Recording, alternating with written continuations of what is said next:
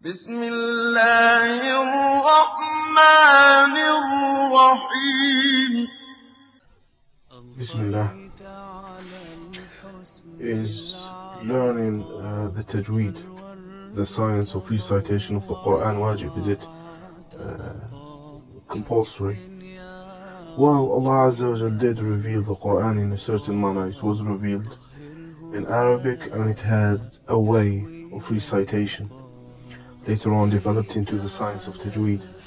And the Prophet ﷺ did say to the Sahabas in the Musnad with an authentic Isnad, اقرأوا كما علمتم, read as you were taught.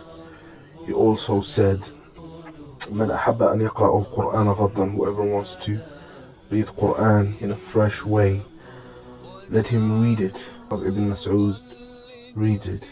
And he suggested for teachers to the Sahaba, he suggested خذوا القرآن عن أربع as in Bukhari, Muslim. He suggested Ibn Mas'ud فبدأ به.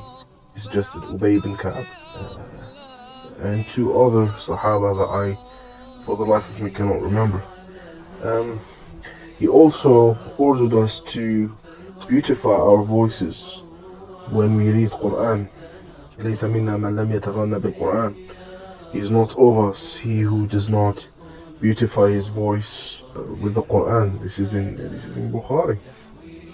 Also in the same source in Bukhari, Prophet said that ما أذن الله لشيء. Allah Azza wa Jal has never given permission to anything like He gave permission for a prophet to beautify his voice while reciting the Quran.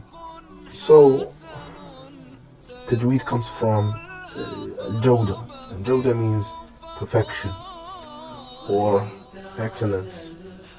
So Tajweed is to excel in pronouncing the letters, giving the right elongations, the mudud, letting the letters go out of their proper makharij, proper sources. So if we understand this, we have to understand also that if one reads the Quran properly, Prophet ﷺ said, مع السفرة الكرام البررة الماهر بالقرآن, he who recites the Quran in an excellent manner is with the messengers who are the righteous and the honorable, the angels he means, and he who reads the Quran and يتتعتع فيه, and he stutters while reading it, وهو عليه شاق, and it is hard for him, then he has two rewards. I imagine the two rewards to be the reward of reading and the reward of trying to read it with excellence, while the Quran is hard on this particular person. As to make the Quran, learning the Tajweed a wajib, then that is not an easy matter to say.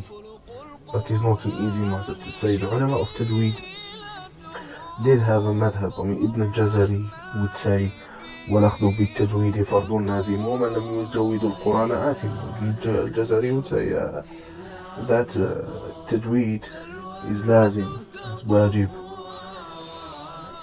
However, it's not as easy as that. I do not know of any adillah to make Tajweed wajib on everyone. I'm not saying there aren't any adillah for it. I say I'm ignorant of them. However, making mistakes in the Quran, the ulama of Tajweed said that it's two kinds. One kind is called al-lahm al-khafi. Lahm al-khafi is making subtle mistakes, and these mistakes is very rare nowadays to find anyone who does not make them, except those who have excelled in their qira'ah, whether it is the qira'ah of Nafi', qira'ah of Asim, qira'ah of Makki, wherever they recite, and they have spent a long time and a lot of effort to kind of perfect it. The Lahm al-Khafi it concerns elongation. For example, mudud, when one should give 6 harakat or 6 moments for elongation, he would give 5 or 4. Or let's say a mistake in ghunna, the way we pronounce certain letters that come out of the nose. It's very hard to avoid these mistakes. However, Lahm al-Jali is rather major mistakes or grave mistakes. And these mistakes, it is haram for the individual make them while he has the ability to learn, especially in Al-Fatiha. So the ulama spoke, the fuqaha spoke about someone who is A'jami, who's not an Arab, and who would make mistakes in pronouncing the Ain or the Bod or some of the harder Arabic letters. This man, while learning, has an excuse. But if someone makes mistakes in Al-Fatiha, and you know that Al-Fatiha, there is no Salat without it. It's one of the arkan of Salat. If you do not read Fatiha, your Salat is nullified. It's not a Salat. So if you read Fatiha and you say Alhamdulillahi Rabbil Alameen, that's not Al-Fatiha. Allah Azza wa Jalla did not reveal any surah that had Alhamdulillahi Rabbil Alameen. He revealed the surah, and in its beginning Allah Azza wa Jalla says Alhamdulillahi Rabbi Al-Alameen. So it's not something to take lightly, at least Al-Fatiha. So to make Lahm al-Jali, to change the meaning of the Quran by making mistakes in the Tajweed is haram. So the least one can do is to learn how to read Fatiha in the proper way, and then to learn enough of Tajweed to kind of just pronounce the letters in a correct way. Wallahu ta'ala a'lam.